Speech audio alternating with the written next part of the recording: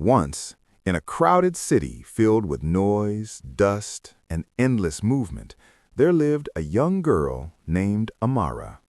The city never slept. Cars honked through narrow streets, vendors shouted to sell their goods, children ran barefoot through alleyways, and somewhere in between all that chaos, people tried their best just to survive. Amara lived in one of the smallest parts of that city. Her home was tucked inside a narrow alley where sunlight barely reached the ground. The houses were built so close to each other that neighbors could hear every conversation, every argument, every sigh. Life there was simple, but never easy. Amara was poor. Not the kind of poor that people talk about in stories and forget, but the kind of poor that you feel every single day. Her slippers were worn thin from years of use. Her school uniform had faded so much that its original color was hard to remember. Her bag had been stitched and restitched so many times that it looked more thread than fabric. And many nights, she went to sleep with an empty stomach.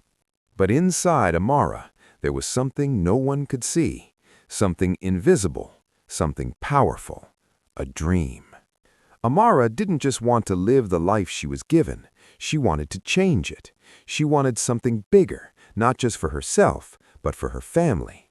She wanted a life where her mother didn't have to work until her hands ached, a life where her younger brother didn't cry at night because of hunger or sickness, a life where she could stand tall without feeling small.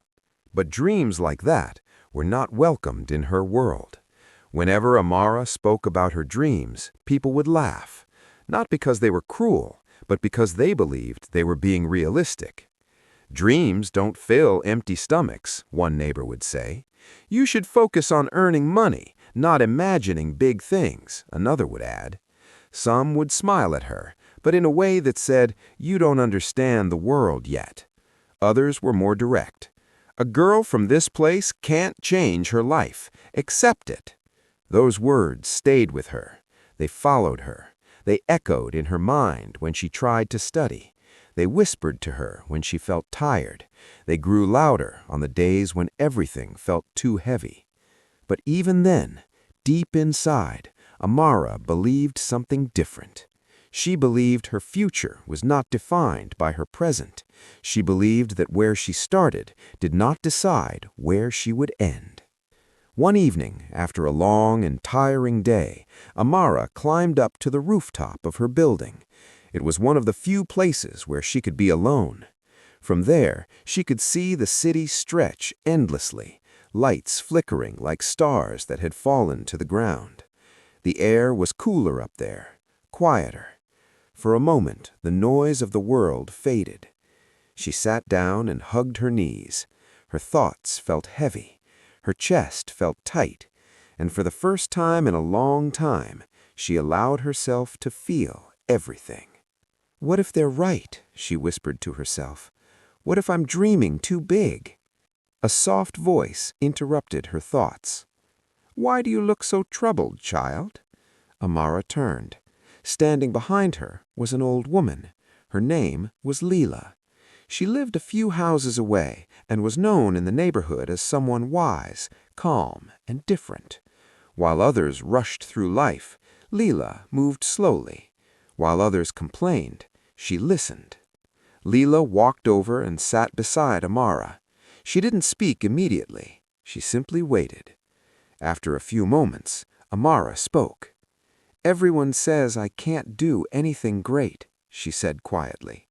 "They say I'm poor, that my dreams are too big for someone like me." Leela listened carefully. Then she smiled. Not a loud smile, not a dramatic one, just a gentle, knowing smile. Without saying much, she reached into her small cloth bag and pulled out something. It was a tiny mirror, old, slightly scratched, not perfect. She handed it to Amara. "Look into this," she said. Amara looked. "I see myself," she said. Leela nodded. "Do you see the sadness in your eyes?" Amara paused, then slowly nodded. "Yes." "Now look deeper," Leela said softly. Don't just see what is on the surface. Look beyond it. Amara looked again. This time, she didn't rush. She stayed there, staring, and slowly, something changed.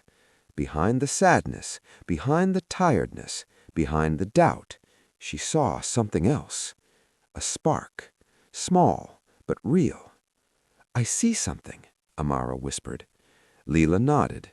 "That," she said gently, "is your fire. Most people have it, but very few protect it. They let the world cover it with doubt, fear, and other people's opinions." She looked at Amara and continued, "If you protect that fire, if you feed it with courage, discipline, and patience, it will guide you, even when everything around you feels dark." Amara held the mirror tighter. Her heart beat a little faster. "The world will try to make you forget who you are," Leela said. "They will throw dust on your mirror. They will make you question your worth. But every day, you must clean that mirror with your actions, with your effort, with your belief, and never forget what you are capable of." That night, something shifted inside Amara. Not everything changed at once. Her life was still the same. Her struggles were still real. But her thinking had begun to change. The next morning, Amara awoke before sunrise. The sky was still dark. The world was still quiet. She opened her eyes, and for the first time in a long while, she didn't feel defeated. She felt determined. From that day on, Amara began to live differently. She started reading every book she could find. Old books, borrowed books, torn books, it didn't matter. If it had knowledge, she wanted it. She practiced writing. She improved her skills. She asked questions. She made mistakes. And instead of feeling ashamed, she learned from them. But life didn't suddenly become easy. Her younger brother often fell sick. Medicine was expensive. Some days her mother had to choose between buying food or buying treatment. Her mother worked long hours selling snacks on the street, standing all day, smiling at customers, hiding her exhaustion. Amara watched all this, and she knew she couldn't just dream. She had to act. So she bid. Every morning she went to school, no matter how tired she felt, no matter how little she had eaten. In the afternoons, she helped her mother, serving customers, handling money, learning how to talk to people. At night, when the city slowly became quiet, she studied, under a dim light, with tired eyes, but with a focused mind. There were nights when her body wanted to give up, nights when her thoughts became heavy again, but each time she looked at that mirror and she remembered the fire. Years passed. Slowly, steadily, Amara grew, not just in age, but in strength, in skill, in mindset. She began learning basic computer skills from a small local center. She didn't have money to pay regularly, so she helped clean the place in exchange for time to learn. She practiced typing, designing, simple digital work. At first, she was slow. She made mistakes. People doubted her, but she didn't stop. Slowly, she improved. Then one day, she earned her first small payment for helping someone with a digital task. It wasn't much, but to her, it meant everything, because it was proof that she was moving forward. She saved that money, carefully, patiently. Over time, she saved enough to start something small, a tiny stall, with basic services, printing, typing, simple design. It wasn't perfect, it wasn't big, but it was hers. She treated every customer with respect. She worked honestly. She reinvested everything she earned. Slowly, her work began to speak for her. More people came, more opportunities appeared. One stall became a small shop, then another, then another.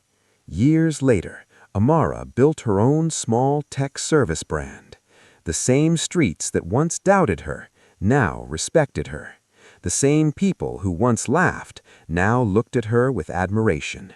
Some even came to her, asking for jobs. Her younger brother received proper treatment. Her mother no longer had to struggle every day.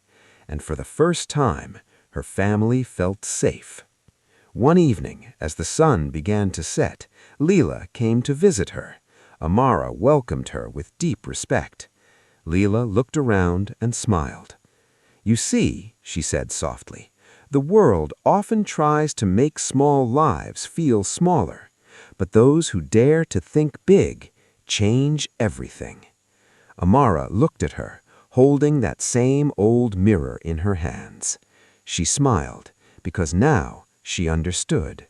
Her life was never defined by what she had. It was defined by what she believed, and that belief changed everything. Dear friends, if this story has touched you, I want you to please like and subscribe so that I can continue making this kind of video and help inspire other people. Thank you for watching.